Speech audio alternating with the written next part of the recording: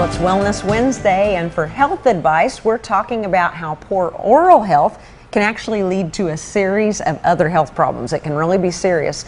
It goes throughout the body. And Dr. Dennis Abbott, director of the Predoctoral Curriculum and Integrated Learning at Joplin KCU, is here with the 411. This is an important subject that maybe a lot of us don't realize is so correlated from our mouth to the rest of our body. Absolutely. A lot of times people think of oral health as just being relevant to the mouth, looking as a nice smile or not having bad breath, right? Yes. But it really affects your entire health because the mouth is part of the GI, it's part of the digestive system, and as such, it always has bacteria in it.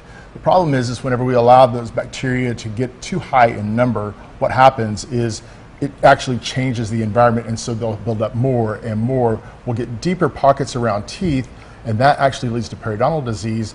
It changes the bacteria entirely. And so we have these bacteria then that can actually get into the bloodstream and cause problems elsewhere in the body. So it really connects the mouth to the rest of the body.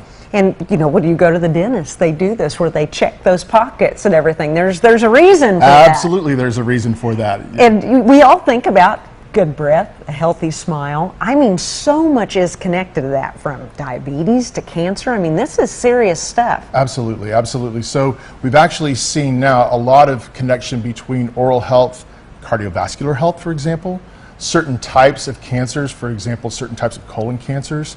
We've seen also the connection to diabetes is just unquestionable.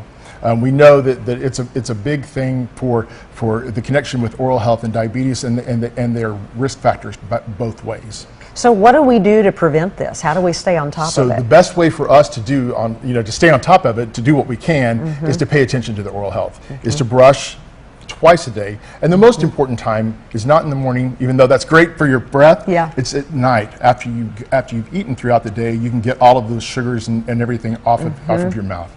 To be able to floss on a regular basis, to be able to see your dentist on a regular basis, that's very, very important, because that dentist or hygienist can actually get to bacteria that you can't get to with a brush and floss. And a lot of times we think, oh, I'll go next time, or I'm busy. You need to stick with that, because that keeps on top of it. And like you said, you know how good you feel after you've been to the dentist. It's different than doing it just at home, no matter how well you do it. Absolutely, absolutely. That's it. And so, and then I would say that the last thing is really making sure that you eat a healthy diet, trying to reduce that sugar intake as much as possible. And if you are going to take some sugar in, if you are going to eat something that's sweet, do a little rinse with some plain water afterwards. Every time, huh? If you can, that would help. Because a lot of us at night, we think, oh, it won't hurt this time. But you're saying brush your teeth every night, or you could have more problems than just cavities. Absolutely. That's it.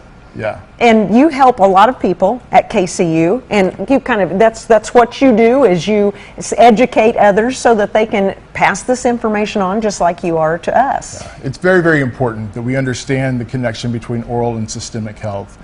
It's something that we speculated for a long time, and now there's just an abundance of research that really points us in that direction. And we've actually seen studies that have been proven in literature where we have known bacteria from the mouth that are actually problematic in, like I said, in cardiovascular disease and certain types of cancers, even in Alzheimer's, particularly in diabetes. So it is something that really impacts our entire health, not just our oral health. So if we're already having some issues with that, besides preventing it, what measures do you take to try to correct that and get them healthy again? That's a great question. And I would say right now, the biggest thing that you can do is to see your dentist. And we are going to be opening an oral health center right at KCU. So if you don't have a dentist that you're regularly going to, that could be something that the viewers might want to check out. Well, we can check out your website, go onto Facebook anytime, give you a call, right? Absolutely, absolutely. You're full of answers for all their questions. Thanks so much for being here, Doctor. Thank you so much, appreciate Shelby. it.